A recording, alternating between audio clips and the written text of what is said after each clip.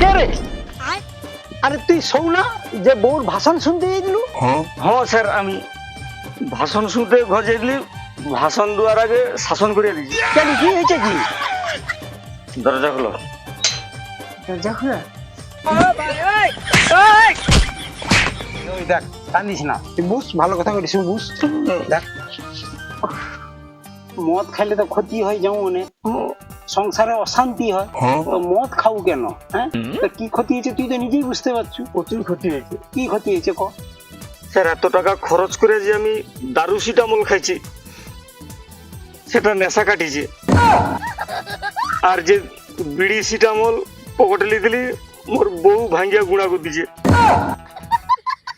আর এমন জায়গায় মারছে, কাকুকে কোয়া যাবে না। কাই মারছে, কাই মারছে? কাই মারছে? হ্যাঁ, চলো আমার ঘরকে, চলো দেখি বল। কাই যাবো আমার ঘরকে। তোর দরকে? হ্যাঁ। ইয়ে বাবা, তোর দরকে যেমন তোর বউ আছে, কারণ তোর দারু সিটামল তুই খাইছু, বিড়ি সিটামল ভেঙে দিছে। আর আমি যদি তোর দরকে যাই না, আমার পাছা সিটামলটা গরম করে দিবে। আমি ডিউটি পালিলি, তুই যা।